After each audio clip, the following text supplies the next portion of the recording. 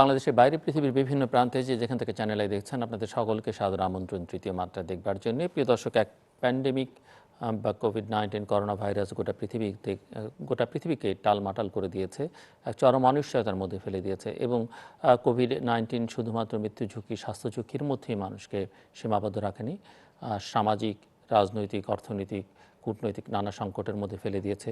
শিক্ষা ব্যবস্থা গোটা বিশ্বজুড়েই বিপর্যস্ত এবং জীবন ও জীবিকার মধ্যে সমন্বয় সাধনের চেষ্টা গোটা পৃথিবী জুড়েই চলছে। এরই মধ্যে কোভিড-19-এর সেকেন্ড ওয়েভ বা থার্ড ওয়েভ পৃথিবীর বিভিন্ন প্রান্তে নানাভাবে সে হানা দিতে শুরু করেছে। বাংলাদেশেও এর বাইরে নয়।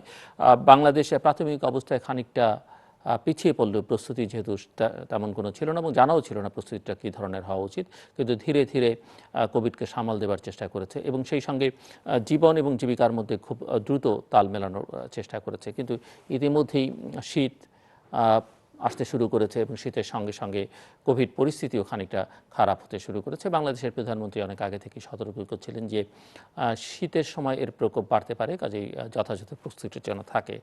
সব মিলিয়ে কোভিড আসলে আমাদেরকে কতটা, আমাদের ব্যবসা বাণিজ্য অর্থনীতিকে কতটা আঘাত করলো এবং সেই সঙ্গে আমার অতিথিরা যারা আছেন তাদের খানিকটা বাংলাদেশের শিক্ষা ব্যবস্থার সঙ্গে নিবিড় সম্পর্ক করেছে, শিক্ষা ব্যবস্থাকে কতটা বিপর্যস্ত করলো, তথ্য প্রযুক্তি পরিস্থিতিকে কতটা সামাল দেওয়ার ক্ষেত্রে ভূমিকা রাখতে পারলো, আমাদের যে প্রধান শিল্প খাত তৈরি, পোশাক খাত, সেটির যে লক্ষ্যমাত্রা ছিল সেটি আমরা জানি কোভিড সেখান থেকে সেই খাতকে অনেকখানি পিছিয়ে দিয়েছে, কিন্তু আবার ওই খাত ঘুরে দাঁড়াবার চেষ্টা করছে।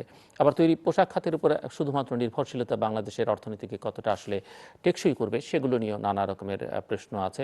বাংলাদেশের স্বাস্থ্য খাত এই কোভিডের শিক্ষার কারণে ঘুরে দাঁড়াবে কিনা সেই সব প্রশ্ন আছে। এইসব নানা প্রশ্নের উত্তর খোঁজার চেষ্টা করবো আজকের এই তৃতীয় মাত্রায়।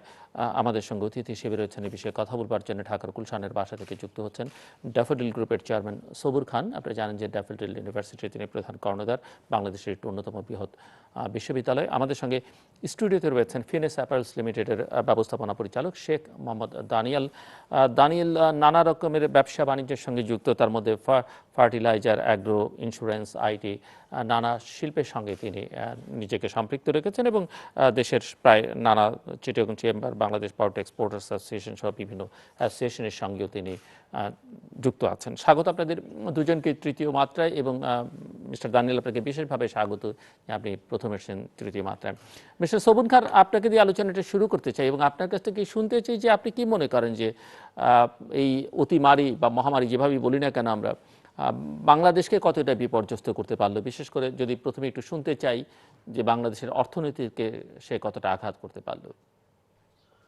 প্রথম হলো আমি ধন্যবাদ জানাই যে বাংলাদেশকে আমার কাছে যেটা মনে হয় যে ডেফিনেটলি পর্যদস্ত কিছুটা করেছে, বাট অন্যান্য বিশ্বের যদি অবস্থানটা আমরা এখানে দেখি, স্পেশালি আমাদের ইউরোপের কথা যদি আমরা বলি, ইউরোপিয়ান কান্ট্রিগুলোকে যতটুকু ইকোনমিক্যালি তাদেরকে পর্যদস্ত করেছে সেই আনুপাতিক হার যদি আমরা বাংলাদেশের প্রেক্ষাপটে দেখি তাহলে কিন্তু খুব বেশি না।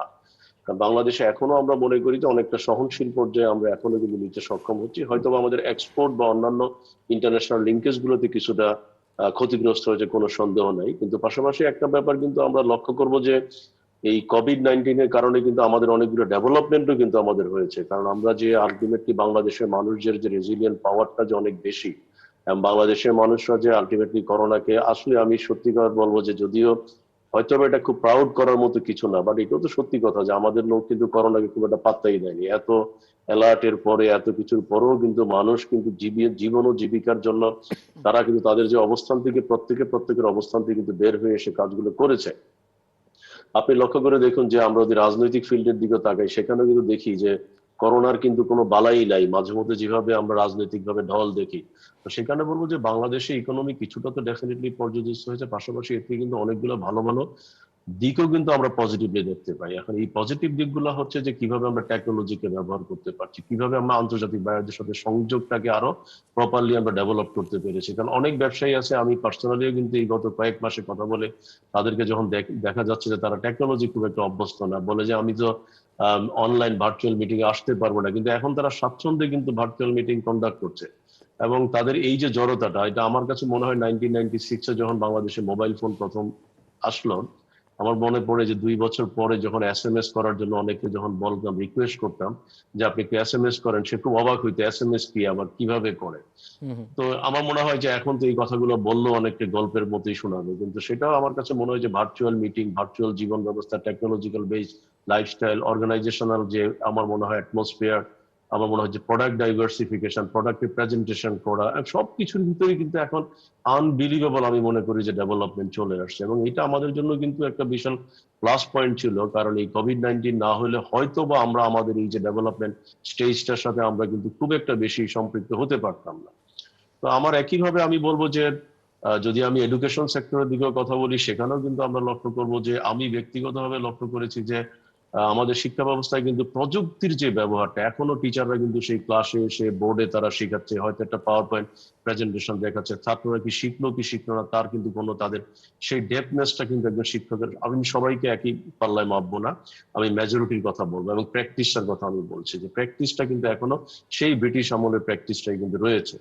তো এখন কিন্তু কোভিড-19 এর কারণে আমরা ভার্চুয়াল প্ল্যাটফর্মে যেভাবে শিক্ষা ব্যবস্থাটাকে নিয়ে আসা সক্ষম হয়েছে, এখানে কিন্তু আমার কাছে মনে হয় লট অফ ইন্টারেকশন হচ্ছে। কারণ আমরা আমাদের বিশ্ববিদ্যালয়ে একটা সার্ভে করেছিলাম যে আমরা ফিজিক্যালি ক্লাস করার জন্য আমরা প্রস্তুত আছি, কে কতটুকু তারা প্রস্তুত তারা ক্লাসে আসে। 97% তারা বলছে যে আমরা ফিজিক্যাল ক্লাস থেকে কিন্তু অনলাইন ক্লাস বেশি এনজয় করছি। এটা আমার কাছে খুব মিরাকল, কারণ আমি নিজে কল্পনাই করতে পারি না। তার কারণ হচ্ছে এখানে কেন, কারণ এখানে লট অফ টুলস ব্যবহার করা হচ্ছে।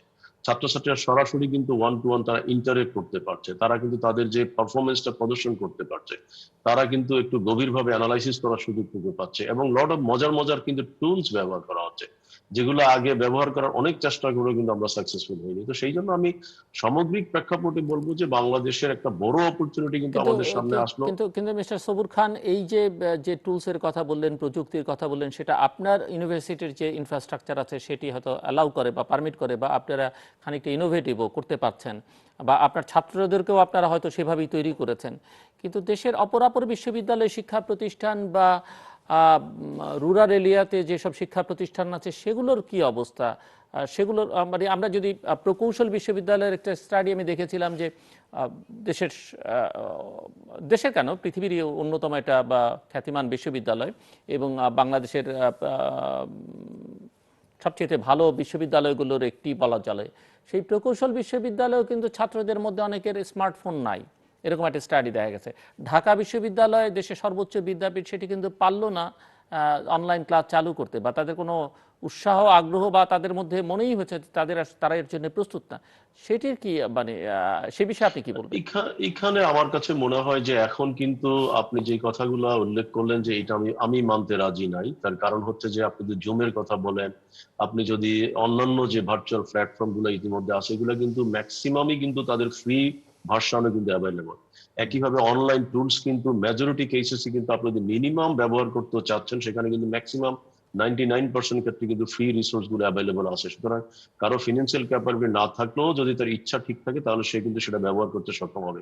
কিন্তু ঢাকা বিশ্ববিদ্যালয় বা পাবলিক বিশ্ববিদ্যালয়ের বড় সমস্যা যেটা হচ্ছে, সেটা আমি একটু যদি বলি, যেটা আমি কাউকে ছোট করার জন্য বলছি না, এখানে সম্ভবত ইন্টেনশনটা, ম্যানেজমেন্টের যে ইন্টেনশনটা একটা বড় ফ্যাক্টর ছিল। কারণ আমরা প্রাইভেট বিশ্ববিদ্যালয়গুলো কিন্তু প্রথম দিকে যখন অনলাইনে আমরা ক্লাসগুলো শুরু করি, তখন কিন্তু আমাদেরও কিন্তু একটা প্রতিরোধ আসছিল, ছাত্রদের ভিতরে কিন্তু একটা মারাত্মক কিন্তু একটা নেগেটিভ ইম্প্যাক্ট তৈরি হচ্ছে যে আমরা কোনোভাবে অনলাইনে ক্লাস করবো না। কিন্তু আমরা যখন ধীরে ধীরে তাদেরকে প্রেজেন্টেশন, মোটিভেশন বিভিন্নভাবে বোঝাতে সক্ষম হলাম, ইভেন প্রথম দিকে এমন অবস্থা ছিল, অনেকে হয়তো বলতো যে আমি তো ইন্টারনেট পাচ্ছি না, আমাকে গাছের উপরে উঠে আমাকে ইন্টারনেট নিতে হতো। এটার জন্য আমরা কিন্তু আবার কি করলাম যে অফলাইন অনলাইন পলিসি আমরা ইমপ্লিমেন্ট করলাম। ঠিক আছে, তোমার যদি ইন্টারনেট ওই মুহূর্তে নাও থাকে, তুমি পরবর্তীতে সেটা তুমি কিন্তু ডাউনলোড করে নিতে পারবা, অথবা তুমি তোমার কোনো ফ্রেন্ডের কাছ থেকে অন্যভাবে ডাটা ট্রান্সফার করে নিতে পারবা। তার মানে কি হচ্ছে, এটা আলটিমেটলি ব্যাপার হচ্ছে যে ঢাকা বিশ্ববিদ্যালয় বা পাবলিক বিশ্ববিদ্যালয়, এখানে একটা প্রচন্ড কমিটমেন্টের অভাব ছিল। এবং আমার কাছে মনে হয় যে আমি একটা বিশ্ববিদ্যালয় আমি উল্লেখ করতে চাই, 24শে আনুষ্ঠানিকভাবে, 24শে নভেম্বর আনুষ্ঠানিকভাবে কিন্তু বাংলাদেশ ইউনিভার্সিটি অফ প্রফেশনাল তারা কিন্তু পিওরলি অনলাইন প্ল্যাটফর্মে তারা মুভ করলো। এবং এই অনলাইন প্ল্যাটফর্মে মুভ করাটার সাথে কিন্তু আমাদের একটা সম্পৃক্ততা ছিল, কারণ ওরা ওপেন টেন্ডার করার পরে আমরা কিন্তু সেখানে পার্টিসিপেট করেছি। করার পরে যেই কাজটা তাদের 2 বছরে করার কথা ছিল সেটা কিন্তু মাত্র 2 মাসে 100% বাংলাদেশ ইউনিভার্সিটি প্রফেশনাল কিন্তু মাননীয় শিক্ষামন্ত্রীর উপস্থিতিতে কিন্তু তারা আনুষ্ঠানিকভাবে লঞ্চ করলো। তো এইখানে আমার কাছে মনে হচ্ছে যে ইন্টেনশনটা ম্যানেজমেন্টের প্রধান। কমিটমেন্ট একটা বড় কথা। এখানে অন্য কোনো ফ্যাক্টর জি। আমার কাছে মনে হয় আছে, ফ্যাক্টর তো কিছু থাকবেই, কিন্তু সেটা উঠে আসতেই হবে। আপনাদেরও যেমন টেলিভিশন চ্যানেলগুলো কি হচ্ছে এখন, আপনাদেরও কিন্তু প্রথম দিকে যে অবস্থাটা ছিল এখন কিন্তু আপনারা কিন্তু টোটাল কোপ আপ করে ফেলেছেন, তাই না? এখন কিন্তু টোটাল টেকনোলজি ব্যবহার করা হচ্ছে। একইভাবে আমি বলবো যে সিএনএন, বিবিসির মতো প্রতিষ্ঠানগুলো লক্ষ্য করে দেখেন, তারা কিন্তু, এবং আমি মনে হয় যে আপনার নিশ্চয়ই নলেজে আছে, আগামী 1 মাসের ভিতরে আপনারা টেকনোলজি পাচ্ছেন, যেই টেকনোলজিতে সরাসরি কথা বলার যে মানে ফিলিংসটা, এটা আপনারা পেয়ে যাবেন টেকনোলজি। আমি সফটওয়্যার নামটা ভুলে গেছি। এই সফটওয়্যারটা কিন্তু টোটাল মানে কেউ ফিল করতে পারবে না যে মাঝে কেউ আছে বা মাঝে এটা ভার্চুয়ালি হচ্ছে, মানে একদম লাইভ যা যা করার জন্য সেই সফটওয়্যারটা হয়ে যাচ্ছে। আমি তো এখন এটা এটা এইটা কারণটা কি? এবং আপনি কিন্তু টোটালি, আপনি যদি সামনে এসে হ্যান্ডশেক করেন, পাবলিক কিন্তু দেখবে, দর্শক কিন্তু দেখবে আপনি হ্যান্ডশেক করছেন, কিন্তু আলটিমেটলি আপনি হ্যান্ডশেক করছেন না। তার মানে এই জি, সফটওয়্যারটা কিন্তু এটা উইদিন 1 মান্থ এটা মার্কেট আমি অলরেডি আসছি। আমেরিকাতে ইমপ্লিমেন্ট হয়ে যাচ্ছে। আমি আবার আসবো আপনার কাছে, mister Sheikh Mohammad Danijel.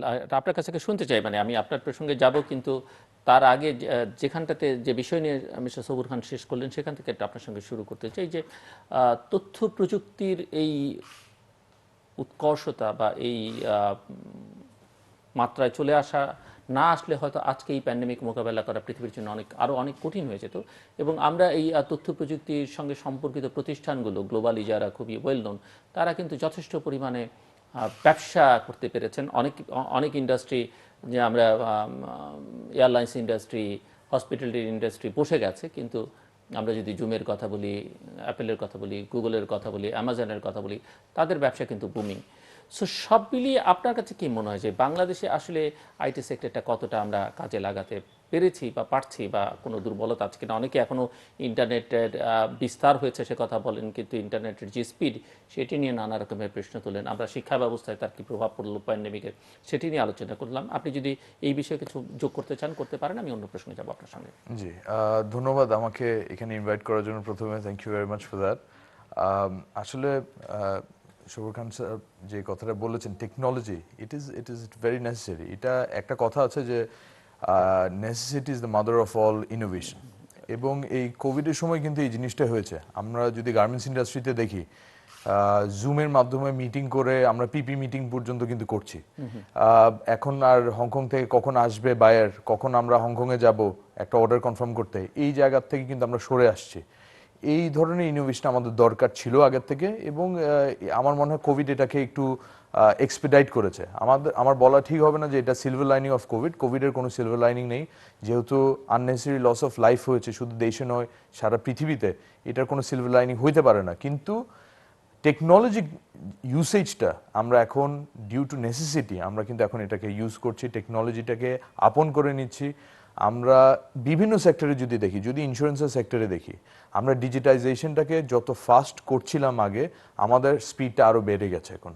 Through out the entire প্রসেসে আমাদের একটি কোম্পানি আছে সোনালী লাইফ ইন্স্যুরেন্স কোম্পানি, এটা আমাদের টার্গেট ছিল 100% ডিজিটাইজ করা, এবং এটা এই কোভিডের মাধ্যমে, কোভিডের সময় কিন্তু আমরা এটা করতে সক্ষম হয়েছি।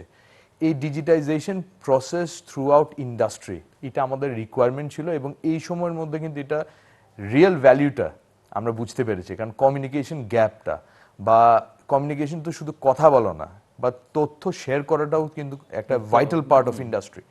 এই জায়গাতে এসে গার্মেন্টস ইন্ডাস্ট্রি বলেন বা ইন্স্যুরেন্স ইন্ডাস্ট্রি বলেন বা ভ্যারিয়াস ইন্ডাস্ট্রি যারা ট্রেড ফ্যাসিলিটেট করে throughout the country and internationally, সবাই কিন্তু আইটিটাকে এবং টেকনোলজিটাকে এখন অ্যাডপ্ট করতে হচ্ছে to ensure the progress of their own operation. এবং আমরা একইভাবে এটাকে খুব আপন করে নিয়েছি, এই জিনিসটাকে আমরা ওন করে নিয়েছি, এবং I am very happy to see that শুধু আমরা নয়, সকল ইন্ডাস্ট্রি, ইন্স্যুরেন্স ইন্ডাস্ট্রি বলেন, গার্মেন্টস ইন্ডাস্ট্রি বলেন, টেকনোলজিটাকে কিন্তু খুব ইমপ্লিমেন্ট করছে, embedded in their system right now.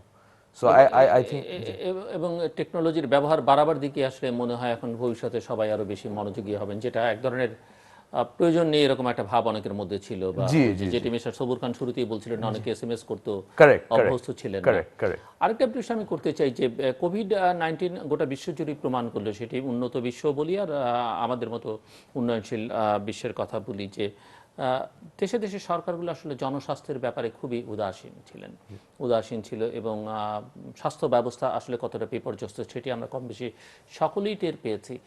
আপনি যেহেতু ইন্স্যুরেন্স সেক্টরের সঙ্গে আছেন, সে কারণেই আপনার কাছে একটা প্রশ্ন যে হেলথ ইন্স্যুরেন্সটা খুবই ইম্পর্টেন্ট, জি কিন্তু বাংলাদেশে আসলে সেই বিষয়টা এখনো খুব একটা গুরুত্বপূর্ণ মনে হয় না, হয়তো সরকারের কাছে বা পলিসি মেকারদের কাছেও না, নাগরিকদের কাছেও না।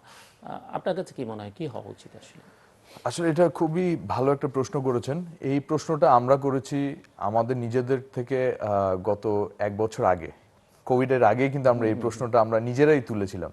এবং আমাদের বাংলাদেশ ইন্স্যুরেন্স অ্যাসোসিয়েশনের চেয়ারম্যান শেখ কবির সাহেব, উনি ইন্স্যুরেন্স সেক্টরে অনেক ট্রান্সপারেন্সি এনেছেন এবং এই নিড বেসড প্রোডাক্টগুলি যেগুলি শুধুমাত্র রিকোয়ার্ড বাই ল পলিসি, যেরকম আপনার গাড়ির ইন্স্যুরেন্স, এটা রিকোয়ার্ড বাই ল বলে আমরা কিন্তু আনছি, কিন্তু হেলথ ইন্স্যুরেন্স এটা কিন্তু রিকোয়ার্ড বাই হিউম্যানিটি, এটা আমাদের সোসাইটির দরকার, এটা আমাদের কমিউনিটির দরকার। এই প্রোডাক্টগুলি কিন্তু এখন অলমোস্ট প্রত্যেকটা ইন্স্যুরেন্স কোম্পানির কাছে কিন্তু আছে এবং আমরা রোল আউট করছি, আমাদের নেটওয়ার্ক গ্রো করছে। এবং আপনি বললেন ফার্স্ট ওয়ার্ল্ড নেশনগুলির একটা উদাহরণ দিলেন, আপনি পৃথিবীতে যে কোনো ভালো একটা ফার্স্ট ওয়ার্ল্ড নেশনে যদি যান, insurance industry holds a very important role public sector হেলথের ক্ষেত্রে। তো এই যে সেফটি প্রোগ্রাম ইন্স্যুরেন্স প্রোভাইড করে, এটা কিন্তু বাংলাদেশে এখন আসছে এবং আমরা খুব এই পেনিট্রেশন রেট যদি দেখি অন্যান্য সব প্রোডাক্ট থেকে, এই প্রোডাক্টের কিন্তু পেনিট্রেশন রেটটা এখন বাংলাদেশে হাইয়েস্ট। এবং এটার জন্য আমি মনে করি যে যত ইন্স্যুরেন্স কোম্পানিদের ক্রেডিট, তার থেকে বেশি ক্রেডিট আমি মনে করি ইন্স্যুরেন্স রেগুলেটরি বডি ইদরার চেয়ারম্যান এবং আমাদের বাংলাদেশ ইন্স্যুরেন্স অ্যাসোসিয়েশনের প্রেসিডেন্ট শেখ কবির সাহেব, ওনারা যৌথভাবে, এটা আমার মনে হয় এটা খুবই রেয়ার যে রেগুলেটরি বডি এবং ট্রেড বডি একসাথে এসে প্রত্যেকটা পলিসি কিন্তু ইমপ্লিমেন্ট করছে। সো এটা ওনাদের ক্রেডিট যে আমরা হেলথ ইন্স্যুরেন্সটা কিন্তু এখন ভালো পেনিট্রেশন পাচ্ছে, প্রোডাক্ট ডাইভার্সিফিকেশন হচ্ছে এবং প্রত্যেকটা কোম্পানি কিন্তু তার একটা signature product in this particular segment, health সেগমেন্টে এনেছে মার্কেটে এবং খুব সুন্দরভাবে কিন্তু এটা পরিচালনা হচ্ছে এখন। But at the same time নাগরিকদেরও তো এই বিষয়ে অ্যাওয়ারনেস দরকার এবং তাদেরকে সজাগ করা, উৎসাহী করে তোলার ব্যাপারও তো একটা ভূমিকা রাখে। যে এই জিনিসটা হচ্ছে এবং এটা কিন্তু কোভিডের কারণে অনেকটা বেড়েছে। আমি মনে করি যে পেনিট্রেশন রেটটা হাই এখন এই কম্পেয়ার টু অন্য সব প্রোডাক্ট থেকে, এই প্রোডাক্টের পেনিট্রেশন হাইটার কারণটা হচ্ছে কোভিডের সময় এটার অ্যাওয়ারনেসটা বেড়েছে। আমরা যেটা সবসময় আগে চিন্তা করি ইন্স্যুরেন্সের দরকারটাকে, ইন্স্যুরেন্স একটা মানে নেসেসারি ইভিল হিসেবে আনফরচুনেটলি আমাদের দেশের কালচারটা to think about insurance, but ইন্স্যুরেন্সের ভ্যালুটা সবসময় দুর্ঘটনার পরে কিন্তু বোঝা যায়। তো আজকে সাধারণ মানুষ কিন্তু, আবার অনেকে মনে করে যে দুর্ঘটনার পরেও আসলে ইন্স্যুরেন্সের টাকা পয়সা তোলা পাওয়া সেটা অনেক কষ্টসাধ্য জটিল বিষয়, সেই কারণে অনেকে খুব একটা উৎসাহ নেন। কারেক্ট। এইটা আপনি জেনে খুশি হবেন, যেরকম আমাদের কোম্পানি এবং আরো বেশ কিছু কোম্পানি, আমরা কিন্তু একটা প্রথম থেকে সোনালী লাইফ ইন্স্যুরেন্স কোম্পানি 2013 সালে মার্কেটে এসেছে এবং আমরা প্রথম থেকে একটা জিনিস কনস্টিটিউট করেছি 7 দিনের মধ্যে আমরা ক্লেম দেই এবং এখন পর্যন্ত প্রত্যেকটা ক্লেম কিন্তু আমরা 7 দিনের ভিতর, not 7 working days but 7 days, within 7 days. এটার কারণ হচ্ছে ইন্ডাস্ট্রি যে ব্যাড রেপুটেশনটা ক্রিয়েট হয়েছিল, এটা কিন্তু কোনো কোম্পানি ইচ্ছাকৃতভাবে করে না। ক্লেম দেওয়াটা কিন্তু আমাদের first responsibility, this is our core responsibility. কিন্তু এটা দেরি হওয়ার কারণটা হচ্ছে যে প্রসেসটা খুবই কমপ্লিকেটেড ছিল। আমরা এই প্রসেসটাকে যখন ডিজিটাইজ করি, যখন জিনিসটা ট্রান্সপারেন্ট হয়ে যায়, তখন কিন্তু ক্লেম দেওয়াটা খুবই সহজ হয়ে যায়। 7 দিনের মধ্যে আমরা বলি, কিন্তু আমরা কিন্তু 7 দিনের আগেই ক্লেমটা দিয়ে দিই। এই একই জিনিসটা কিন্তু আমরা হেলথে বিভিন্ন জায়গায় যখন ইমপ্লিমেন্ট করছি, we are getting very good result. Mister Sabur Khan, এখানে কিছু যোগ করতে চাইলে আপনি করতে পারেন, কিন্তু আমি যেটি আপনার যেখানটাকে আপনি শিক্ষা ব্যবস্থা নিয়ে বলছিলেন এবং আপনি খুবই বোঝাই যাচ্ছে যে খুবই যে পদ্ধতিতে আপনার ইউনিভার্সিটি চলছে আপনার ছাত্রদের মধ্যে, এবং এটা বাংলাদেশের একটা অন্যতম বৃহৎ ইউনিভার্সিটি, আপনি খুব হ্যাপি। কিন্তু সামগ্রিকভাবে এখন এবছর যেটি হচ্ছে যে পাবলিক অনেক পরীক্ষা হচ্ছে না, অটো প্রমোশন দিয়ে দেয়া হচ্ছে, কার্যত যেভাবেই বলি না কেন অনলাইনে বা এভাবে অনেক জায়গায় যথাযথ ভাবে শিক্ষাদান কার্যক্রমটা চালানো যায়নি। তো সব মিলিয়ে কি মনে হয় এই যে ডিফাকাল্টটা হলো শিক্ষা ব্যবস্থার ক্ষেত্রে, সেটা কাটিয়ে উঠবার জন্য আপনার দিক থেকে পরামর্শ কি, সেটি আপনি দ্বিতীয় পর্যায়ে বলবেন। মিস্টার দানিয়েল যে বিষয় নিয়ে কথা বলছেন সেই বিষয়ে আপনার কিছু যোগ করবার থাকলে আপনি নিশ্চয়ই করবেন। না, আমার প্রথম হচ্ছে স্বাস্থ্য সেবা নিয়ে বক্তব্যটাতে আমার কাছে খুব ভালো লাগলো যে দিস ইজ ট্রু, যে বাংলাদেশে কিন্তু এটা একটা বিরাট সেক্টর। আপনি পৃথিবীর এমন কোনো দেশ নেই যেখানে আপনি শিক্ষা ব্যবস্থা বলেন, প্রত্যেকটা কাজ আমাদের যেমন এখন অনেক বিলম্বে হলো আমরা এখন ন্যাশনাল আইডি কার্ড ইমপ্লিমেন্ট করতে সক্ষম হয়েছি। পৃথিবীর সমস্ত দেশ, ইভেন আমার পার্শ্ববর্তী দেশের কথাও যদি আপনি লক্ষ্য করেন, সেখানেও কিন্তু ম্যান্ডেটরি হচ্ছে হেলথ ইন্স্যুরেন্স। এবং আমি যদি বলি যে আমি আমার ছেলে মেয়েদেরকে লক্ষ্য করেছি, তারা যখনই বাইরে পড়াশোনা করার জন্য যাচ্ছে তাদের আগেই কিন্তু তাদের হেলথ ইন্স্যুরেন্সকে কনফার্ম করতে হয়েছে তারা প্রপার টিকাগুলো নিচ্ছে কিনা, প্রপার টিকাগুলা, এবং সেগুলো কিন্তু প্রপার সার্টিফিকেশন দেখাতে হবে। কারণ আমার হয়তো আমি যদি আমি বলি আমার ছোট মেয়ের, সে হয়তো তার ডকুমেন্ট গুলো হারিয়ে ফেলছে, কিন্তু তাকে কিন্তু সেখানে আবার নতুন করে ভ্যাকসিন গুলো নিয়ে সেখানে প্রুফ করতে হয়েছে যে না, সে সেই প্রিকশন গুলো নেওয়া ছিল। তো সেই কারণে আমরা বলবো যে আমি জাস্ট ওইদিকে না, যে আমি বলবো যে কোভিড-19 যেহেতু প্রসঙ্গটা আসছে, যে কোভিড-19 কিন্তু আমাদেরকে অনেকগুলো কিন্তু ভালো ভালো অপরচুনিটি আমাদের সামনে তুলে ধরেছে। কারণ এই যে হেলথ সেক্টরে একটা উদাসীনতা ছিল, সেটা আমি মনে করি এখন কিন্তু রন্ডে রন্ডে কিন্তু আমরা টের পাচ্ছি যে, এবং আমাদের ডিসিশন মেকাররাও কিন্তু রিয়েলাইজ করতে সক্ষম হচ্ছে যে আমাদের কোনো উপায় নেই, আমাদের দেওয়ালে পিঠ ঠেকে গেছে কিভাবে দুর্নীতিগুলো হচ্ছে। আরেকটা ব্যাপার হচ্ছে কিন্তু আমরা হয়তো বা সরকারকে খুব ধন্যবাদ জানাই যে ডিজিটাল বাংলাদেশের কিন্তু ওয়ান অফ দ্য কি কম্পোনেন্ট ছিল যাতে দুর্নীতি গুড গভর্নেন্স কে এনশিওর করা হয়। এবং এটা খুব সত্য কথা, আমাদের দেশের লোকজনের যে ওভারঅল যে মানসিকতা, আমাদের যদি টেকনোলজিকে আমরা ব্যবহার না করি তাহলে কিন্তু গুড গভর্নেন্সও কিন্তু এনশিওর করা সম্ভব না। আমি একটা ছোট্ট উদাহরণ এখানে তুলে ধরতে চাই, যেমন আমি ড্যানিয়েলের সাথে আমিও খুব একমত যে এখন কিন্তু এই টেকনোলজি ব্যবহার করার কারণে আমার কাছে যেটা ব্যক্তিগত ভালো লাগছে সেটা হচ্ছে যে প্রতিষ্ঠানে যারা কাজ করে তাদের পারফরমেন্স ইভালুয়েশনে কিন্তু একটা বিরাট গ্যাপ ছিল। যারা বস ছিল তারা কিন্তু প্রপারলি সেটা কনভে করতো না, যারা প্রপারলি বিভিন্ন জায়গায় কাজ করতে অ্যাকাউন্টেবিলিটি রেসপেক্টে এসে কিন্তু সেখানেও একটা কিন্তু বিশাল গ্যাপ ছিল। এই কারণে কিন্তু আমরা যেটাকে বলি যে লিডার এবং বস, মানে আমরা অনেক সময় বলি যে আমাদের প্রতিষ্ঠানগুলোতে বসের সংখ্যা অনেক, লিডার নাই বললেই চলে। তো এইবার কিন্তু যে সুবিধাটা যেটা হলো, যেটা আমি সবগুলো ক্ষেত্রে কথা বলছি, যে একটা বড় অ্যাডভান্টেজ হচ্ছে যে এখন কি হচ্ছে, কে কাজ করছে না করছে ভার্চুয়ালি যখন সে তার অ্যাকাউন্টেবিলিটি প্রেজেন্টেশন করার প্রশ্ন চলে আসছে এবং সে তার কন্ট্রিবিউশনটুকু সে যখন রিফ্লেক্ট করতে চাচ্ছে সিস্টেমে, তার কিন্তু ফাঁকি দেওয়ার কোনো স্কোপ নাই। এবং এখানে একটা মজার ব্যাপার হলো, যেমন আমি যদি আমার প্রতিষ্ঠানগুলো, আমার প্রত্যেকটা প্রতিষ্ঠান, শুধু একটা আমার অল প্রতিষ্ঠানে কিন্তু আমি যেটা ইমপ্লিমেন্ট করতে সক্ষম হয়েছি, এটা আমি 20 বছরে পারি নাই, সেটা হচ্ছে যে মাসের 1 তারিখ থেকে 5 তারিখের ভিতরে কিন্তু সবাই তাদের প্রেজেন্টেশন মানে দিচ্ছে। এবং মজার ব্যাপার হলো এই প্রেজেন্টেশনটা এত সুন্দরভাবে দিচ্ছে, যেটা হচ্ছে কি একে আরেকজনের পারফরমেন্সটা খুব সহজেই দেখতে পারে। আগে কিন্তু বলা হয়তো যে না, উনি প্রমোশন পাচ্ছেন নিশ্চয়ই বসকে কিন্তু খুব খুশি করতে পারার কারণেই হচ্ছে। এই যে একটা নেগেটিভ, কারণ আমাদের একটা মানসিকতারও ব্যাপারও আছে, আমাদের একটা বড় অংশেরই কিন্তু মানসিক, সবসময় আমরা নেগেটিভটা বলি, যে জন্য আমরা বলি যে দৃষ্টিভঙ্গি না বদলাইলে কিন্তু আমাদের সমাজ ব্যবস্থাটাও কিন্তু উন্নত হবে না।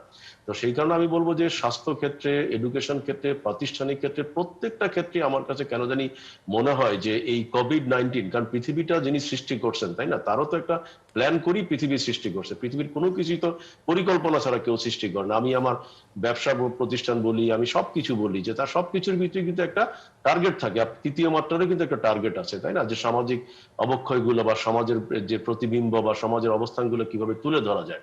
তো সেখানে আমার কাছে যেটা মনে হচ্ছে যে আমরা যে টেকনোলজিক্যাল যে ট্রান্সফরমেশনটা সারা পৃথিবীতে হলো, এবং মানুষ যে এখনো যে মানুষ সেই গতানুগতিক ধারায় যে মানুষ পিছিয়ে আছে, মানুষ যে টাইমকে গুরুত্ব দিচ্ছে না, আমার কাছে সবচেয়ে বেশি সবসময় আমরা বলে থাকি মিটিং এ যে টাইমকে সবসময় আমরা যে গুরুত্ব দিই, কিন্তু এখন কিন্তু কোভিড-19 আসার কারণে কিন্তু এটা আমার কাছে ব্যক্তিগত মনে হয় I am really very happy, যে আমি অবশ্যই কোভিড এর কারণে হ্যাপি না, আমি হ্যাপি হচ্ছে টেকনোলজিক্যাল ব্যবহার করার কারণে। কারণ এখন আমি খুব সহজেই জানি আমার প্রতিষ্ঠানগুলোতে কাদের লিডারশিপ কোয়ালিটি আছে, কারা রিয়েলি কাজ করে, কারা, এবং লট অফ পিপল আছে যারা কিন্তু বলবো যে কোভিড-19 তারা হয়তো একদিন দুই দিনের বেশি অফিসেও আসে নাই, but I don't mind because they are doing their best performance, এবং এটা খুব সহজে ইভ্যালুয়েটও করা যাচ্ছে তারা যে পারফরমেন্সটা দেখাচ্ছে।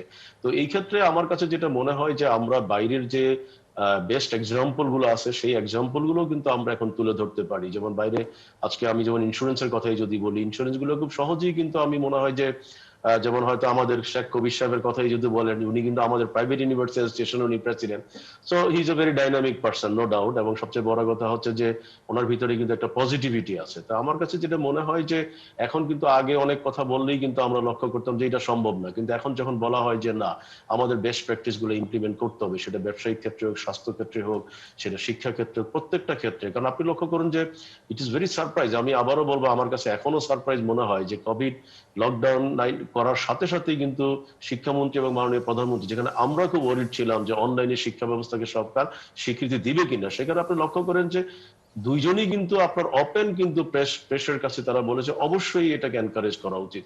হোয়ারেজ গত 8 বছর যত আমরা ফাইট করি কিন্তু এটা বুঝাতে পারি নাই, কারণ অন্যরা কিন্তু সেখানে বাধাগ্রস্ত করেছিল।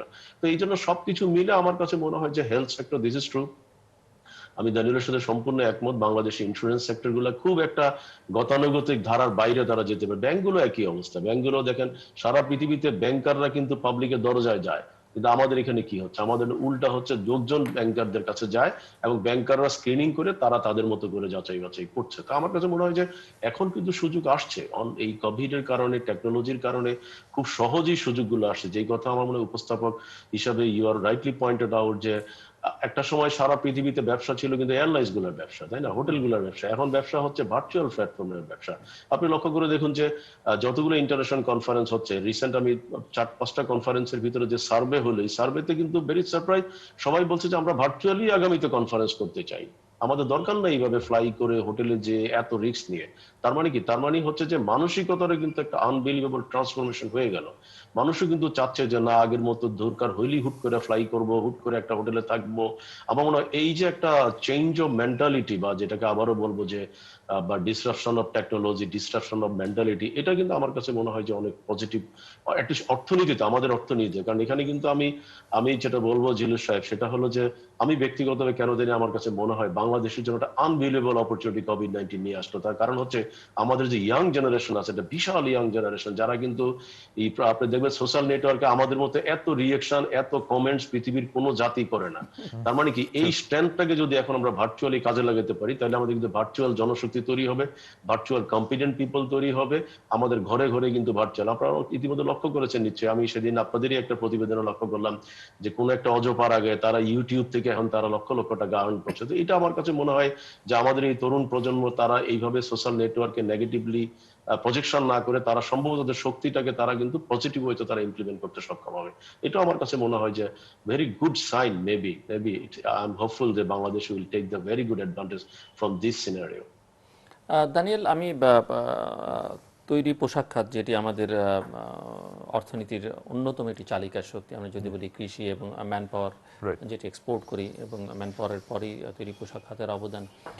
আমি প্যান্ডেমিক এখানে কি প্রভাব বিস্তার করলো, টার্গেট কি ছিল এই সেক্টরের, কোথায় দাঁড়িয়ে প্যান্ডেমিক কোথায় বাধা হয়ে দাঁড়ালো, সেই আলোচনায় যাবার আগে আমি একটু আপনার কাছে বলছি, আপনি টু ইয়াং, এবং আপনার আগের জেনারেশন, আপনার বাবা এই বিজনেস করতেন, এবং এটি শুরু থেকে আজ অবধি এই যে ট্রান্সফরমেশন এই বিজনেসের ক্ষেত্রে যেভাবে হলো, সেটাকে আসলে আপনার কাছে কি মনে হয়, মানে কিভাবে দেখেন, এবং এটি আসলে কতটা আশা জায়গা নিয়ে?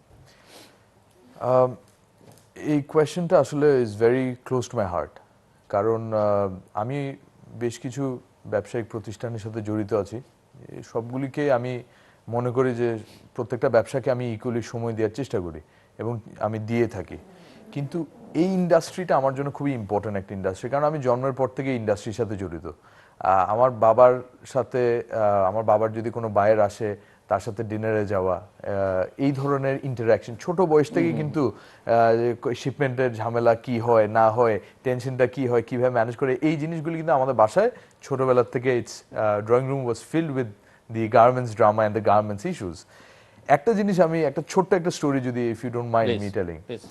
একটা বায়ার, উনি আমার বাবার খুব ভালো বন্ধু ছিলেন। তো উনি সবসময় বলতেন আমার বাবাকে, Matin, my father's name is Matin, Matin, you need to trim the fat, you need to trim the fat, সবসময় এই কথাটা বলতেন। তো আমি একদিন আমার বাবাকে জিজ্ঞেস করলাম, এটা মানে কি, ট্রিম দ্য ফ্যাট মানে কি? তো বলে যে আমরা তো অনেক 10টা মানুষ যেখানে লাগবে ওখানে আমরা 25টা মানুষ লাগাই কাজ তাড়াতাড়ি করার জন্য। তো সে সবসময় বলে যে প্রাইস কিন্তু ড্রপ করবে, তোমার কিন্তু ওই হিসাবে ট্রিম দ্য ফ্যাট, লোক কমাইতে হবে, খরচ কমাইতে হবে। তো ওই সময় ওনারা আপনার 85 থেকে 90s পর্যন্ত কিন্তু তখনও কিন্তু এই ইন্ডাস্ট্রিতে ক্রিম ছিল, এই জন্য এই ইন্ডাস্ট্রিতে ফ্যাট ছিল, ফ্যাটটা ট্রিম করার রিকোয়ারমেন্ট ছিল। এখন কিন্তু না ফ্যাট আছে ট্রিম করার জন্য, না কিন্তু মিট আছে, এখন কিন্তু আমরা বোন নিয়ে আছি। সো এটা we have gone to a point যেখানে it is no longer sustainable to think that industry এইভাবে করেই সার্ভাইভ করবে।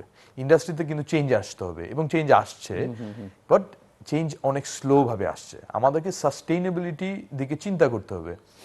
সাস্টেইনেবল শুধু আমি যদি চিন্তা করি যে আমার অপারেশন, আমার ইউনিটটা অ্যাট দ্যাট লেভেল যদি আমি চিন্তা করি যে আমি আমার ফ্যাক্টরিটাকে গ্রিন ফ্যাক্টরি করলাম, ইকো ফ্রেন্ডলি করলাম এবং আমি সাস্টেইনেবল হয়ে গেলাম, আমি মনে করি এই ডাইরেকশনটা রং। আমরা কিন্তু পৃথিবীতে সবথেকে হাইয়েস্ট ইকো ফ্রেন্ডলি ফ্যাক্টরি কিন্তু বাংলাদেশে আছে, highest. So that is not the solution, it is part of the solution, but the ultimate solution আমাদেরকে দেখতে হবে যে বায়ের যে ট্রেন্ডটা আছে, মানে আমাদের যে সোর্সিংটা হচ্ছে, অর্ডার সোর্সিংটা আমরা করছি, এই জায়গায় কিন্তু সাস্টেইনেবিলিটি হতে হবে। কারণ আমার top 5 buyers of Bangladesh, they're importing over 60% of our garments. তো যদি 5টা ব্যক্তি এসে 4,000 4,500 ফ্যাক্টরির সাথে নেগোশিয়েট করে, who has the bargaining power? Of course the buyers have the bargaining power. এই জায়গায় এসে আমরা ওভার কম্পিটিশনে ফেস করে আমরা একজন আরেকজনের প্রাইস আন্ডারকাট করি এবং অ্যাকর্ডিংলি দেখা যায় যে লোয়েস্ট প্রাইসটাই কিন্তু স্ট্যান্ডার্ড হয়ে যাচ্ছে আগামী সিজনে এসে। এই জিনিসটা কিন্তু সাস্টেইনেবল হবে না ইন দ্য ফিউচার। কারণ আপনি কতটুকু পর্যন্ত আপনার কিন্তু ফ্যাট চলে গেছে, মিট চলে গেছে, এখন your fighting with the bone. However আমি প্রথমে নেগেটিভটা বললাম, পজিটিভ সাইডটা হচ্ছে যদি আপনি দেখেন আমাদের গ্রোথ ট্রেন্ডটা প্রি কোভিড, আমাদের গ্রোথ ট্রেন্ডটা আমরা কিন্তু পার্টিকুলারলি হাই এন্ড প্রোডাক্টগুলি আগে করতাম না, আমরা প্রাইমারিলি কিন্তু লো এন্ড প্রোডাক্টগুলি করতাম। আমরা এখন কিন্তু হাই এন্ড প্রোডাক্টের দিকে যাচ্ছি। আমরা এখন আপনার স্যুট বানাচ্ছি, আমরা ড্রেস প্যান্টস বানাচ্ছি, আমরা হাই এন্ড লেদার জ্যাকেটস করছি। এই ধরনের বিভিন্ন কিন্তু ইনোভেশন আমরাও হাই এন্ড প্রোডাক্ট করার জন্য কিন্তু আমরাও করছি। টেকনোলজিক্যাল ইনোভেশন যেটা সবুর খান সাহেব বললেন যে টেকনোলজিক্যাল ইনোভেশন, এটা কিন্তু এমন একটা, এটা ইউনিভার্সাল, এটা আপনি বাধা দিতে পারবো না। এই ইন্ডাস্ট্রিতেও কিন্তু এটা এসছে, প্রি কোভিড এসছে। এই কারণে আমরা এখন পর্যন্ত কিন্তু সার্ভাইভ করে যাচ্ছি এবং আমি মনে করি এই কোভিডের সিচুয়েশনে এই ইন্ডাস্ট্রি কিন্তু একটা ভ্যাকসিনেশন পেয়েছে from the honourable prime minister of Bangladesh Sheikh Hasina. মাননীয় প্রধানমন্ত্রী আমাদেরকে যে স্টিমুলাস প্যাকেজটা দিয়েছে, এটার জন্য কিন্তু আমরা ওই সময় সার্ভাইভ করেছি, না হলে কিন্তু it would have been very disastrous. আমাদের ওয়ার্কাররা, ওদের কিন্তু লাইফটা তখন সাস্টেইনেবল হইতো না। তারা কিন্তু এই যে প্রিকশন যেগুলি নিতে পেরেছে, এটা কিন্তু পারতো না। এবং এটা আমি মনে করি এটা দেশের জন্য, জাতির জন্য একটা বড়, একটা বিশাল একটা জয়। এইটা আমরা যদি ফেল করতাম, শুধু ইন্ডাস্ট্রি না, দেশ কিন্তু একটা খুবই ক্রিটিক্যাল জায়গায় যেত। এন্ড আলটিমেটলি আমরা যদি গভর্নমেন্টের এই সাপোর্টটা সবসময় পেয়ে এসছে এই industry traditionally, but going forward I think খুবই এক্সাইটিং একটা টাইম আসবে এই ইন্ডাস্ট্রির জন্য, যখন অনলাইন সেল, আমি একটা কথা আপনাকে আগে বলেছি যে বায়ার ট্রেন্ড আমাদেরকে বুঝতে হবে, বায়ার্স ট্রেন্ড এবং আলটিমেট কনজিউমার কি করছে। আলটিমেট কনজিউমার ইন আমেরিকা, এখন আপনি ম্যারিল্যান্ডে বসে বা টেক্সাসে বসে বা আপনি ক্যালিফোর্নিয়াতে বসে, you are not going to Walmart anymore, you are ordering it online, you are ordering on Walmart অথবা অ্যামাজন, এগুলি কিন্তু সব অনলাইন চলে যাচ্ছে। আপনি ইন্ডিটেক্স দেখেন, ওনার্স অফ জারা, তারা কিন্তু এখন they have invested over $5 billion। তারা কেন ইনভেস্টমেন্টগুলি করছে অনলাইন প্ল্যাটফর্মে? বিকজ তারাও জানে যে, যেরকম সবুজ সাহেব একটা কথা বললেন যে এই আমরা বিভিন্ন ওয়ার্ল্ড কনফারেন্স, ইন্টারন্যাশনাল কনফারেন্স, তারাই বলছে আমরা আগামী বছর থেকে আমরা ভার্চুয়ালি করি। বায়াররাও কিন্তু এই মজাটা পেয়ে যাচ্ছে। I am talking about end consumer.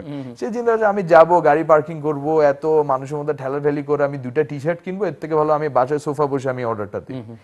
কিন্তু এই জায়গাটাতে আমরা কিভাবে অ্যাসিস্ট্যান্স দিব to those buyers, the company যারা এটা বিক্রি করছে, companies like Amazon, companies like Walmart, আমরা ওদের ইকোসিস্টেমে how do we fit in? এই জায়গাটাতে আমার মনে হয় যে ইন্ডাস্ট্রিয়াল 4.0 রেভলিউশন যেটা আসবে বা আসার দরকার, এইখানে কিন্তু বাংলাদেশের একটা বড় একটা ভূমিকা থাকবে। And if given the opportunity, যে সরকার যেভাবে আগে হিস্টোরিক্যালি এই ইন্ডাস্ট্রিকে ব্যাক করেছে থ্রু পলিসি, আমি अगेन একটা ইন্ডাস্ট্রির ব্যাপারে একটা বদনাম আছে যে আমরা সবসময় সরকারের কাছে হাত পাতি বা কিছু, বাট সবচেয়ে প্রভাবশালী হাত পাতার ব্যাপারই তো না, সুযোগ সুবিধা যা আছে এই অ্যাসোসিয়েশনই সব কিছু নিয়ে নেয়। বাট আমি মনে করি মোর দেন দ্যাট আমাদের দরকার পলিসি সাপোর্ট। এই ধরেন আমরা সাস্টেইনেবিলিটির কথা যদি বলি, আমি যদি সরকারি যে কোনো একটা ট্রেড ফ্যাসিলিটেটিং ডিপার্টমেন্টের কাছে যাই, যেটা চাইনাতে 2 ঘন্টা লাগবে বা আধা ঘন্টা লাগবে, ওইটা আমার এখানে যদি 2 ঘন্টার জায়গায় 2 দিন লাগে, আমি কিন্তু 2 দিনের জন্য পিছিয়ে গেলাম। Right. তাহলে আমি অনলাইন সেল প্ল্যাটফর্ম যেটা কিন্তু খুবই ফাস্ট, এই জায়গায় কিন্তু আমি am losing out as a company, as an industry, as a nation. আমরা এই জায়গাটাতে as a nation we need to think about it. পুরো জাতি এটা নিয়ে চিন্তা করতে হবে যে কিভাবে, শুধু এটা কিন্তু গার্মেন্টস ইন্ডাস্ট্রির জন্য না, সকল এক্সপোর্ট ওরিয়েন্টেড ইন্ডাস্ট্রি কিন্তু এখন এটা নিয়ে চিন্তা করতে হবে যে কিভাবে পলিসিগতভাবে আমরা এটা এফোর্ড করতে পারি। কারণ 2024 সালের পরে যখন আমরা গ্র্যাজুয়েট করবো ফ্রম এলডিসি, আমরা কিন্তু নো লঙ্গার আমরা জিএসপির আওতায় থাকবো। তখন কিন্তু আমাদের প্রোডাকশন, আমাদের এফিসিয়েন্সি, আমাদের কোয়ালিটি অফ প্রোডাক্টের উপরে কিন্তু আমাদের প্রোডাক্ট বিক্রি হবে, শুধু গার্মেন্টস নয়, বাকি সকল export oriented product. So I hope that আমরা will have a national conversation on this matter. Mister Sabur Khan, যেটি মিস্টার দানিয়েল বলছিলেন যে এই যে ট্রিম করা দরকার, ফোর্থ ইন্ডাস্ট্রিয়াল রেভলিউশনের কথা সারা বিশ্বজুড়ে আলোচনা হচ্ছে, এআইয়ের কথা বলি আমরা, আর্টিফিশিয়াল ইন্টেলিজেন্সের কথা বলি, অটোমেশনের কথা বলি, কিন্তু বাংলাদেশের মতো এত জনবহুল একটি দেশ যার জনসংখ্যা বিশাল, এই জনসংখ্যা যদি এই এআই, অটোমেশন, এই ট্রিম করার দিকে যায়, তাহলে তার যে ব্যবহার, তাকে যে কাজে লাগাতে হবে, যে কর্ম যারা হারাবে, এমনিতেই প্রচুর সংখ্যক বেকার আছে, তাদের জন্য আসলে কি সাজেস্ট করছেন আপনারা নীতি নির্ধারকদের জন্য? আপনাদের সাজেশনসগুলো কি, বা তাদের জন্য উপায় কী হবে, সেটি একটু আপনাদের মাথায় কি একটু আপনাদের দুজনের কাছ থেকে আমি শুনতে চাইবো। এবং আপনার কাছ থেকে আরও শুনতে চাইবো যে প্রশ্নটা আমি করেছিলাম যে ড্যাফোডিল ইউনিভার্সিটি বা আপনাদের মতো আরও হয়তো কিছু ইউনিভার্সিটি অনলাইনে বা ভার্চুয়াল এডুকেশনে খুব ভালো করছে, কিন্তু এর বাইরে যারা আছে, এই যে বাংলাদেশের গ্রামে গঞ্জে প্রচুর শিক্ষা প্রতিষ্ঠান আছে, বিশেষ করে আমি ইউনিভার্সিটি লেভেলের নিচের যদি দিকে তাকাই, আমাদের কলেজ লেভেলে বা মাধ্যমিক লেভেলে বা প্রাইমারি লেভেলে, তাদের এডুকেশনগুলো আসলে ভার্চুয়ালি দেওয়ার উপায় কি হবে? এক হচ্ছে ইন্টারনেটের স্পিডের প্রশ্ন, দ্বিতীয়ত হচ্ছে যেমন আমার বাচ্চারা এই পরে আমি দেখি অনেক সময় বলা হচ্ছে যে যখন এক্সাম নেওয়া হচ্ছে 3টা-4টা ডিভাইস নিয়ে বসতে হচ্ছে। ঠিক আছে, কারণ কিন্তু এটি তো আসলে সবার জন্য পসিবল না, যাদের জন্য পসিবল না তাদের জন্য পরামর্শ কি, বা তাদের জন্য কি রাষ্ট্র কি উদ্যোগ নেবে? আপনারা যারা প্রাইভেট সেক্টরে উদ্যোক্তা আছেন বা এই সব বিষয় নিয়ে কাজ করেন, ভাবেন, তারা আসলে কি পরামর্শ দেন বা কি ধরনের উদ্যোগ নিচ্ছেন? মিস্টার সবুর খান। দানিউলের কতগুলো পয়েন্ট আমার খুব ভালো লাগছে, যে প্রথম পয়েন্টটা দিয়ে আমি বলি তাইলে সলিউশনটা বের হয়ে যায়। প্রথম হচ্ছে যে প্রবলেম থাকবেই, problem is a part of our life. কারণ যেমনি ভাবে দানিয়েল যে কথাগুলো বললো, যে একটা সময় কিন্তু অ্যামাজন যখন রিয়েলাইজ করতে সক্ষম হলো যে এই ধরনের একটা প্রবলেম তৈরি হবে, মানুষ হয়তো বা তার ঘরে বসে প্রোডাক্টটা পাবে, তখন সেখান থেকে কিন্তু অ্যামাজনের আজকের উত্থানটা, এবং অ্যামাজন কোন পর্যায়ে চলে গেছে আমরা মনে এখানে সময় আর নষ্ট না করেই বেটার। আমি কাম টু দ্য পয়েন্ট, আমি যদি বলি যে রাইট পয়েন্টে, যেমন আছে গার্মেন্টসও যেই কথাটা বললো, supply chain, sourcing, product sourcing, বায়ারদের সাথে কম্পিট করে টিকে থাকা, এবং বাংলাদেশ এই যে এখন আপওয়ার্ড লেভেলে বা একটু বেটার প্রোডাক্ট চিন্তা করছে, এগুলো সবকিছু মিলেই কিন্তু আলটিমেটলি এটা হয় যে আমাদের সাস্টেনেবিলিটির প্রশ্ন। কারণ আমরা প্রবলেমটাকে কতটুকু আমরা অপরচুনিটি হিসেবে নিতে সক্ষম হচ্ছি, তার কারণ হচ্ছে যে আমাদের একটা দুর্বলতা আমাদের আছে। সেই দুর্বলতাটা হলো যে আমাদের গভর্নমেন্ট থেকে এবং প্রাইভেট সেক্টর দুই পক্ষ থেকে কিন্তু গবেষণাতে আমরা কিন্তু খুবই অপ্রতুল। আজকে আর্টিফিশিয়াল ইন্টেলিজেন্সের কথা বলা হচ্ছে, এআই কিন্তু এত শক্তিশালী যে আমার কোথাও যাওয়ার প্রয়োজন হয় না। আমি যদি গুগলের আর্টিফিশিয়াল ইন্টেলিজেন্স ব্যবহার করি, আমি কিন্তু 99% ইনফরমেশন কিন্তু আমি গুগল থেকে বের করে নিয়ে আসতে পারি, যে মানুষ সকালবেলা কোন ধরনের প্রোডাক্ট চায়, মানুষ দুপুরে কোন ধরনের প্রোডাক্ট চায়, মানুষ বিকালে কোন বয়সের, কোন এলাকার, কোন রিজিয়নের, বনানীর লোকজন কি চায়, ধানমন্ডির লোকজন কি চায়, বাড্ডার লোকজন কি চায়, এটা কিন্তু খুব সহজেই কিন্তু এখন বের করা সম্ভব। এই জন্য আমার কারো কাছে যেতে হবে না। আগে এর জন্য কিন্তু যেটা দানিউল বললো যে 2 বছর 3 বছর ওয়েট করতে হইতো, এখন কিন্তু সেটা দরকার নেই। এখন প্রশ্ন হচ্ছে যে এই কথাগুলো আমার মনে হয় জিল্লুর সাহেব যে কথাগুলো বললেন যে হ্যাঁ সমস্যা তো থাকবেই, কিন্তু এখন প্রশ্ন হচ্ছে যে গ্রামে গঞ্জে যে শিক্ষা প্রতিষ্ঠানগুলো আছে তারা তাদের ম্যানেজমেন্ট কতটুকু কমিটেড। এখন আমি যদি মনে করি যে আমি ছোট করার জন্য বলছি না, আমি মনে করি তাদেরও কিন্তু কমিটমেন্টের অভাব আছে। যে কেন আমি কথাটা বলছি, আমি খুব জোর গলায় কথাটা বলছি এই কারণে যে আমি মাননীয় শিক্ষামন্ত্রী এবং শিক্ষা উপমন্ত্রীর সমন্বয়ে আমি কিন্তু আমাদের প্রতিষ্ঠান থেকে আমরা ভলান্টিয়ারি আমরা একটা অফার দিয়েছি, এখনো যেটা বলবৎ আছে, সেটা হলো যে কলেজ এবং স্কুলগুলো বিনা পয়সায় তারা অনলাইন ফ্যাসিলিটি ব্যবহার করতে পারবে। কিন্তু আমরা লক্ষ্য করছি ভেরি ফিউ আসেই না, তাদের ভিতরে ওই যে একটা জড়তা, এই মনে হয় প্যান্ডামিক ঠিক হয়ে যাবে, এই কালকে সকালেই হয়তো আমরা দেখবো যে ভ্যাকসিন চলে আসছে। তার মানে কি, তার মানে আমরা পরিবর্তনটা হতে চাচ্ছি না। এবং একইভাবে কিন্তু আপনি তো জানেন যে সারা দেশে এই যে কত ল্যাব করা হলো স্কুলগুলোতে, এবং অনেক ল্যাবেই অনেক কিছু নাই, ল্যাবের মধ্যে কম্পিউটার সব নষ্ট হচ্ছে, কোথাও টিচার নাই, কোথাও ছাত্র নাই, এরকম অবস্থার মধ্যে আছে। এটা ওই যে কারণটা বললাম একটু আগে, যে আমাদের প্রপার অ্যানালাইসিস নাই। তো আমি একটা ল্যাব সেট করতে যাওয়ার আগে আমাকে যে অ্যানালাইসিস করতে হবে, যেমন গবেষণা আমি নাই আপনি বলছেন, জি, আমি প্রায় যে R&D। কথাগুলো বলতাম সরকারের সাথে, কারণ যেহেতু আমি বিভিন্ন সময় গভর্নমেন্টের বিভিন্ন নীতি নির্ধারণ মহলে ছিলাম, আমি প্রত্যেকটা জায়গায় কিন্তু আমি আমি যে কথাগুলো বলতাম এগুলো কেউ মানতো না। এবং আপনি আমি জানেন কিন্তু যে এই প্রথম যে একটা একটা ট্যাব এক সময় বিতরণ করা হলো সারা রাইট, দেশে, দোয়েল দোয়েল। দোয়েল ট্যাব, এবং সেই ট্যাবের কি অবস্থা আমরা কম বেশি সকলেই শেষ পর্যন্ত জানি আমি যে একটা কথা বলি যে আমি গভর্নমেন্টের আইসিটি মিনিস্ট্রিতে আমি এই কমিটিতে ছিলাম, কিন্তু আমি ব্যর্থ হয়েছিলাম। যখন মাল্টিমিডিয়া ক্লাসরুম গুলো করা হয়, আমার বক্তব্য ছিল আগে আপনারা লোকদেরকে ট্রেনিং দেন, ট্রেনিং দেওয়ার পরে আপনারা মিনিমাম একটা স্কুলে 2 জন 3 জন করে ট্রেনিং দিন, ট্রেনিং দেওয়ার পর আপনারা কিন্তু আলটিমেটলি ইমপ্লিমেন্টে যান। কিন্তু ওই যে আমি জানি না ওনাদের হয়তো যারা আলটিমেট গভর্নমেন্টে, কিন্তু আমি বলবো যে প্রাইম মিনিস্টার এবং গভর্নমেন্টের মিনিস্টারদের কিন্তু পলিসিগুলো ভালো থাকে, কিন্তু যারা এটা দায়িত্ব অবস্থায় থাকে তারা কিন্তু এটাকে অন্য খাতে নিয়ে যায়। কারণ এটা তো একটা প্রধানমন্ত্রীর পক্ষে সম্ভব না যে উনি মাল্টিমিডিয়ার ক্লাস বা কম্পিউটার ল্যাব বা ইন্টারনেটের যে ফ্যাসিলিটিগুলি গ্রামে গঞ্জে দিচ্ছে সেগুলো ব্যবহার কতটুকু হচ্ছে। আপনি দেখবেন যে এখন সরকারের অনেকগুলো ভালো ভালো উদ্যোগ কিন্তু শুধুমাত্র প্রপার পলিসি এবং প্রপার ইমপ্লিমেন্টেশন প্লাস প্রপার গবেষণার কারণে কিন্তু ব্যর্থ হচ্ছে। এখন আমি যদি একটা কথা বলি যে 2010 সালে আমরা যখন আমাদের বিশ্ববিদ্যালয়ের প্রত্যেকটা ছাত্রের হাতে ল্যাপটপ তুলে দেওয়ার সিদ্ধান্ত নিলাম, তখন কিন্তু অনেকেই কিন্তু এটা নিয়ে অনেক কথাই বলেছে, কিন্তু আজকে সবাই বলে যে তুমি কিভাবে 2010 সালে এই প্ল্যানিং করতে সক্ষম হলাম। এখন আজকে কিন্তু আমাদের কিন্তু সাকসেসের পিছনে এটা একটা কারণ, কারণ আমরা 35,000 ল্যাপটপ ইতিমধ্যে ছাত্রদের হাতে আমরা বিনা পয়সায় তুলে দিতে পেরেছি আমাদের বিশ্ববিদ্যালয় থেকে। তো আমি এই কারণে যেটা বলবো যে আমার কাছে যেটা মনে হয়, আমি দানিউলের সাথে একটা জায়গা আমি একটু উদাহরণ দিলে আমার মনে হয় ব্যাপারটা খুব ক্লিয়ার হয়ে যাবে। কারণ আমি ডেফিনেটলি আমার যদি বড় পরিচয় হচ্ছে আমি কম্পিউটার ব্যবসা করি এবং আমার কোম্পানি বা আমি বাংলাদেশ কম্পিউটার সমিতির সভাপতি, অথবা আমি যদি বলি আমার কোম্পানি বাংলাদেশের প্রথম আইটি কোম্পানি হিসেবে ড্যাফোডিল কম্পিউটার পাবলিক লিস্টেড। আমি এই প্রেক্ষাপট থেকে একটা কথা বলতে চাই যে আমি কিন্তু প্রথম বাংলাদেশে কিন্তু আমাদের কোম্পানি কিন্তু 95, 96, 97 একচ্ছত্র ভাবে কিন্তু বিদেশি ব্র্যান্ডগুলো আমরা রিপ্রেজেন্ট করতাম। তো একটা সময় কিন্তু দেখা গেল এইচপির বাংলাদেশে কিন্তু কম্পিউটার এক্সক্লুসিভ ডিস্ট্রিবিউটর ছিলাম আমাদের কোম্পানি, কিন্তু যখনই তারা আমরা দেখলাম যে 2 জনকে ডিস্ট্রিবিউটরশিপ দিয়ে দিল, তখন কি হলো যে এই কথাটা দানিয়েল বললো, দেখা গেলো আমাদের সবাই কি বলা হতো যে তোমার এই শিপমেন্টটা তোমাকে দেওয়া হলো, অন্য এই আরেকটা আর 2টা কম্পিটিটরকেও তাই বলা হতো। যখন আমরা গুডস ঘরে নিয়ে আসতাম আমরা নিজেরা নিজেরা ফাইট করতাম, নিজেরা নিজেরা ফাইট করে কি হতো, একটা সময় আমি লক্ষ্য করলাম যে আমাদের ওই যে যেটা বললো, আমি অবশ্য অন্যভাবে বলি যে আমাদের কাপড় চোপড় নাই শরীরে, আমরা একদম টোটাল উইদাউট ক্লথ আমরা কিন্তু চলা শুরু করলাম। Then I took the decision যে না আমি এইভাবে চলতে পারবো না। দেন আমি কিন্তু আমার নতুন নিজের ব্র্যান্ড পিসে ইন্ট্রোডিউস করি, but I am one sense I am lucky, one sense bad lucky, ওই সময় আর কেউ আসে নাই। কিন্তু আজকে আপনি লক্ষ্য করেন যে ইলেকট্রনিক্স বা অন্যান্য হোম অ্যাপ্লায়েন্স গুলোতে লক্ষ্য করুন যে লোকাল প্রোডাক্ট ডেভেলপ করার কারণে কিন্তু আমাদের কিন্তু যে ইকোনমিতে তাদের যে দাপট, এটা আমার কাছে খুবই ভালো লাগে, উই ফিল প্রাউড। আমার কাছে মনে হয় যে আমি দানিউলের একটা কথার সাথে একমত, এখন সময় আসছে আমাদের বাংলাদেশের ব্র্যান্ডকে রিপ্রেজেন্ট করা।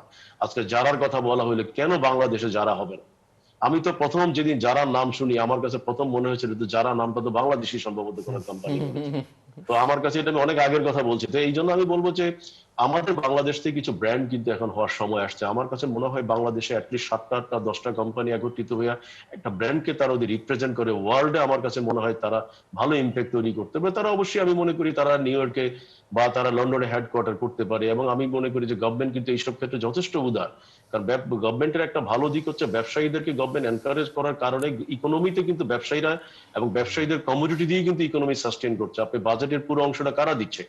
ব্যবসায়ী এবং আমাদের কনজিউমার, মানে দ্যাট ইজ লোকজন যেটা কেনাকাটা করছে যেখান থেকে তারা যে ভ্যাট দিচ্ছে, তার মাধ্যমেই কিন্তু আজকে আমাদের ইকোনমিতে বাজেটে দিয়ে এত বিরাট বাজেট আমরা দেখতে পাচ্ছি। তো সেই কারণে বলবো যে এখানে আমি গভর্নমেন্টকে খুব ধন্যবাদ দিই যে গভর্নমেন্ট কিন্তু ব্যবসায়ীদেরকে যত রকম প্রসার, আপনি দেখেন যে বেশ কিছু কোম্পানি কিন্তু বাইরে ইনভেস্টমেন্ট করার জন্য কিন্তু বাংলাদেশ ব্যাংকে এবং গভর্নমেন্টের কাছে আবেদন করেছে, এবং গভর্নমেন্ট কিন্তু আগে খুব রিজিড ছিল, বাট গত 7-8 বছরে আপনি লক্ষ্য করেন গভর্নমেন্ট আমার জানা মতে অ্যাটলিস্ট 50+ কোম্পানি কিন্তু বাইরে কিন্তু তাদের ফ্যাক্টরি করা, ইনভেস্টমেন্ট করার জন্য অফিসিয়ালি কিন্তু অনুমোদন দিয়েছে।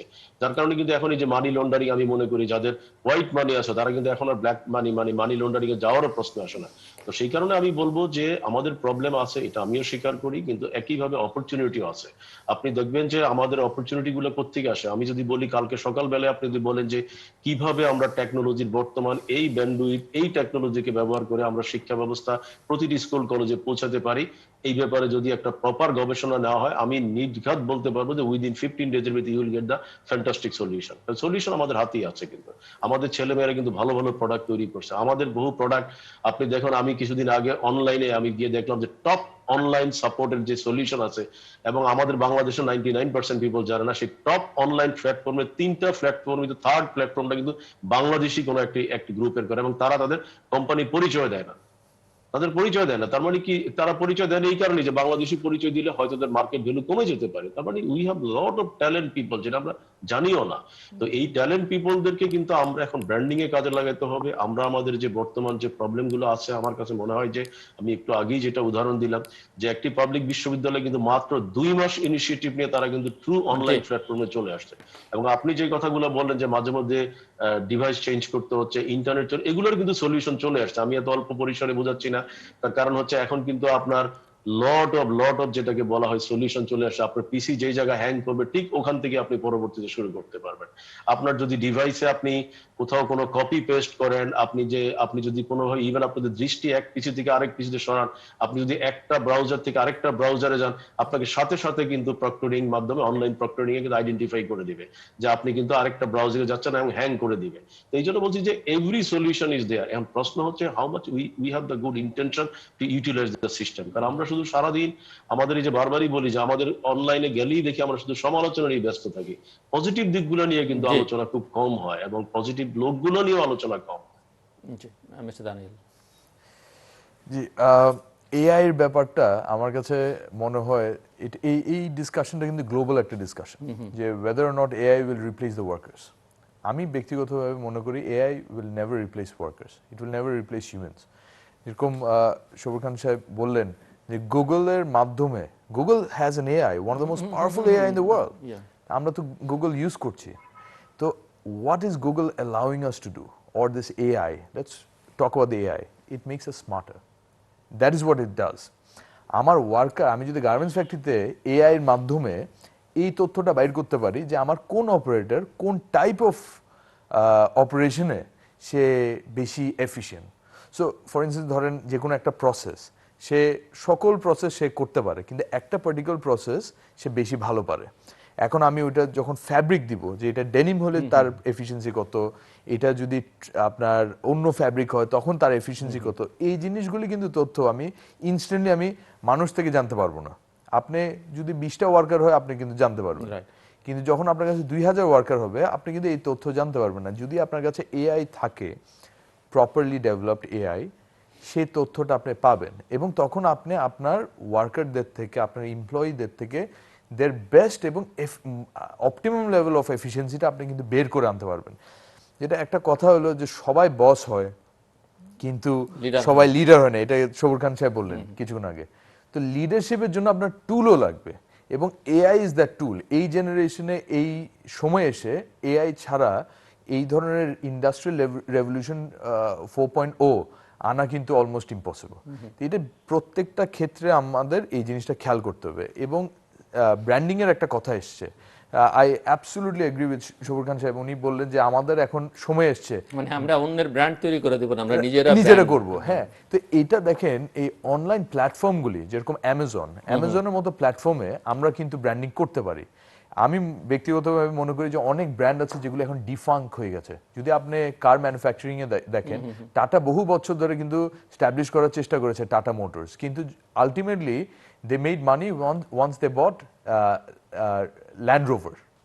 ল্যান্ড রোভার যখন ফাইন্যান্সিয়ালি একটু খারাপ পজিশনে যায়, টাটা ওটাকে কিনে বিকজ তারা ম্যানুফ্যাকচারিংটা স্ট্রং, ব্র্যান্ডিংটা স্ট্রং না, তারা কিন্তু ওইভাবে করে জিনিসটা বাড়ায়। আমরাও কিন্তু একই জিনিস করতে পারি। আমাদের থেকে ভালো ম্যানুফ্যাকচারিং আই ক্যান গ্যারেন্টি পৃথিবীতে আর কোনো দেশ গার্মেন্টস ম্যানুফ্যাকচারিং এটলিস্ট করতে পারে না।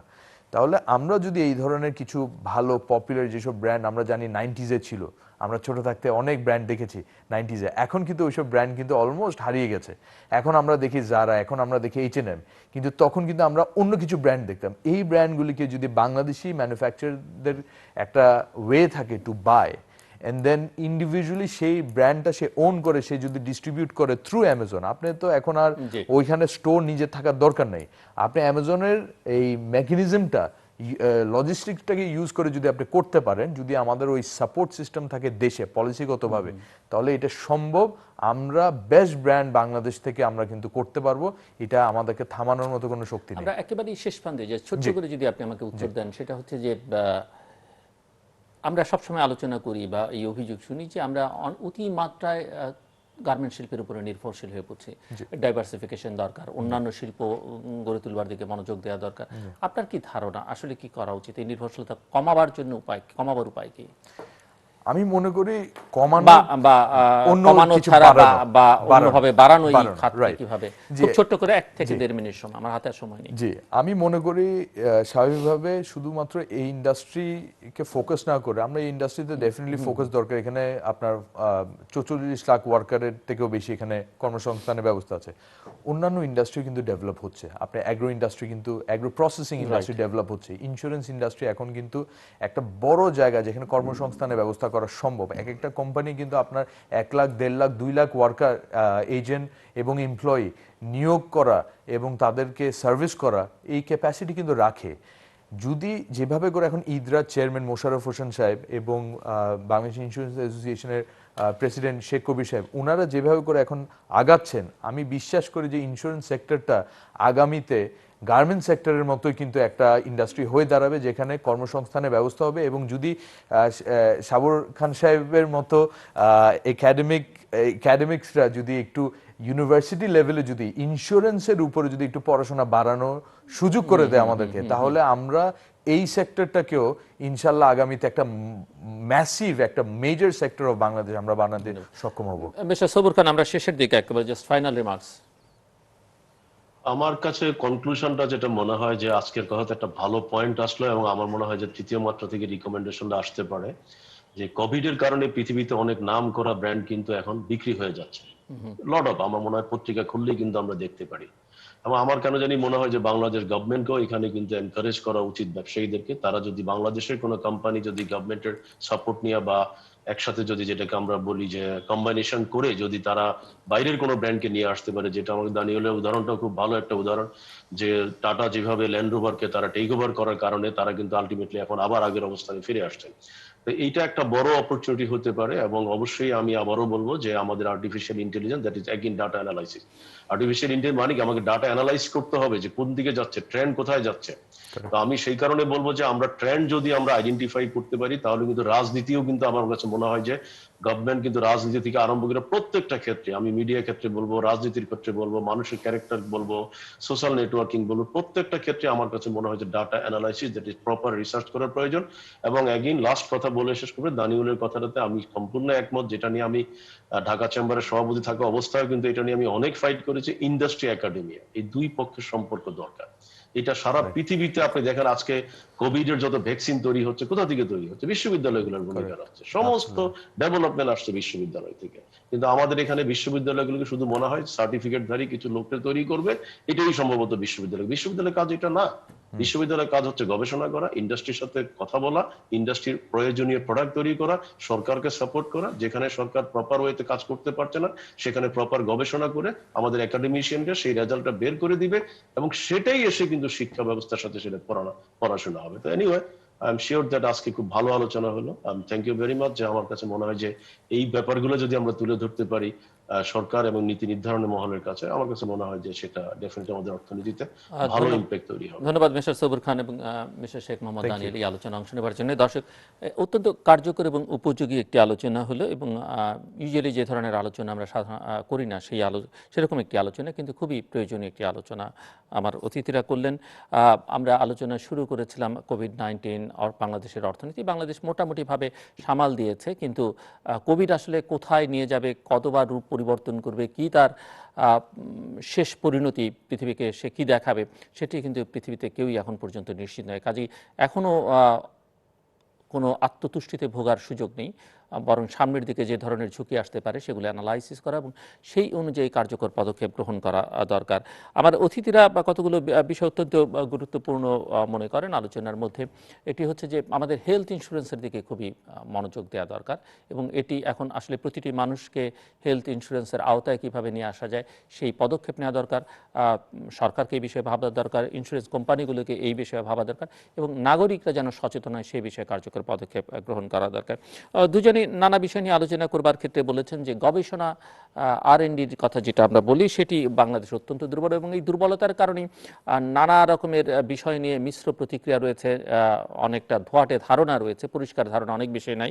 এগুলো খুবই প্রয়োজন এবং ওনারা যেটি বলছেন যে ইন্ডাস্ট্রি এবং একাডেমিয়ার মধ্যে বিশ্ববিদ্যালয়গুলোর সঙ্গে শিল্পপতিদের বা শিল্প প্রতিষ্ঠানগুলোর এক ধরনের সংযোগ থাকা দরকার। বাংলাদেশের শিল্পানুরাগীরা মানে আমি শিল্পপতি যারা বা ইন্ডাস্ট্রি যারা করেন ব্যবসায়ীরা তারা সাধারণত একাডেমিক্সদের সঙ্গে সংযোগটা স্থাপন করতে চান না, থিঙ্ক ট্যাঙ্কগুলোর সঙ্গে সংযোগটা স্থাপন করতে চান না, সেটা খুবই জরুরি।